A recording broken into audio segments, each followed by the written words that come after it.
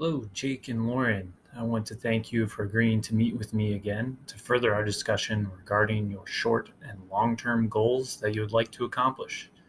I feel I have a strong understanding of you and your family dynamic, what your comfort levels are in regards to your financial backgrounds and history. In our first meeting, we spent time discussing and defining what our relationship will be, how I will be compensated, what our different roles are, as well as the duration of our relationship. This is a very important piece of the framework and allows us to immediately start off on the same page. I wanted to thank you again for signing the letter of engagement that has outlined the scope of those terms for us. After that meeting, I sent you home with some homework. I asked that you provide me with as much detail regarding your current financial situation and background, and you both did an amazing job. Provided me with everything that I asked for. The more detail and preferences that are shared with me during this process, the better I can put together a customized strategy that is tailored to you both.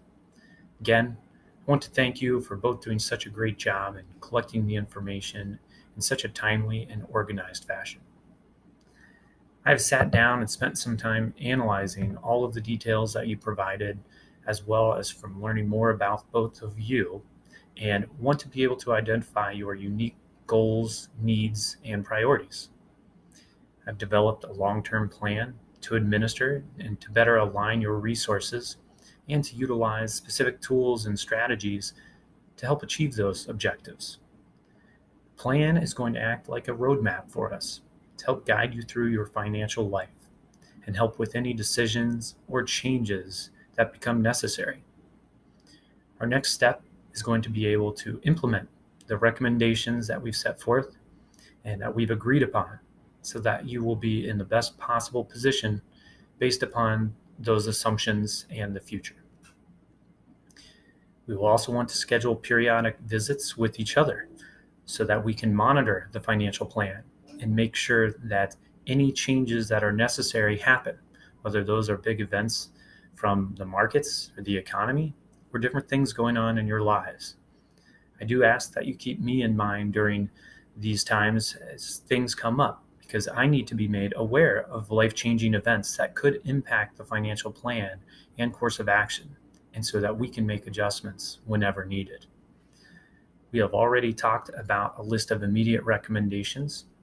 After analyzing all of your documents, I wanted to spend some additional time today talking about different estate planning techniques to consider implementing.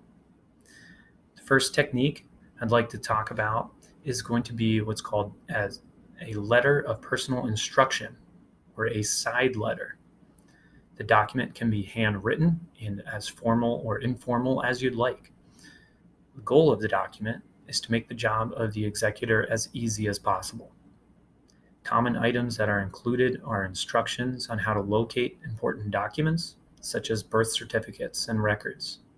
You can also summarize all of your financial assets, even include passwords and login information, safety deposit details, bank accounts, etc. Another item you should consider is selecting guardianship for your children, especially due to their ages. If something unexpected were to happen to you both, your children would have to be placed with a new family, which may or may not be someone that is appropriate. This can all be avoided by actually selecting someone that you believe is the best fit. When thinking about who to select as a guardian, think about someone who has experience and skills that are necessary to take care of the children. Hopefully, someone who is also financially stable and has the resources to help care for them as well. Another item to consider is someone who is mature enough to be able to handle these responsibilities.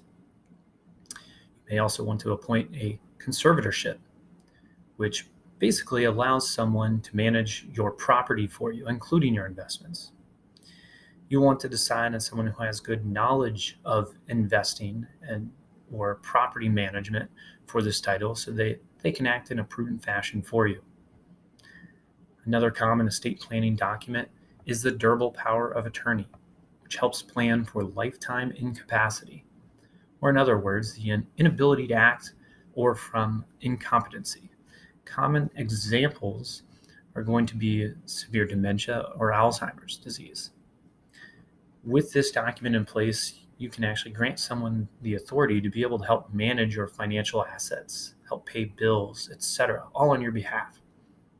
It is advisable to re-execute the durable power of attorney periodically. Otherwise, third parties may reject the authority when presented by that agent. The other side of the coin is for healthcare decisions. And the document for that is the durable power of attorney for healthcare. And that's going to be necessary to be able to appoint someone the same set of guidelines as a standard durable power of attorney, but this is for medical decisions specifically. When considering who you would want to appoint, you want to consider someone who has strong caregiving abilities. This may or may not be the same person as the durable power of attorney. The final document I recommend is a living will. This document allows you to provide instructions directly to your physician in the event of terminal illness and your end-of-life care. You would be able to direct care regarding artificial nourishment, pain management, and specific comfort measures during this period. I strongly recommend providing these and actually making it so that your beliefs or desires during that period can be met. Otherwise, that decision is going to be made by someone else, and it may or may not align with yours. These are some of the ideas and strategies that I believe we should implement and look forward, and I do look forward to helping you actually complete these tasks among all of the others that we've listed in the plan and helping you along your journey and meeting your financial goals in the future. Thank you so much.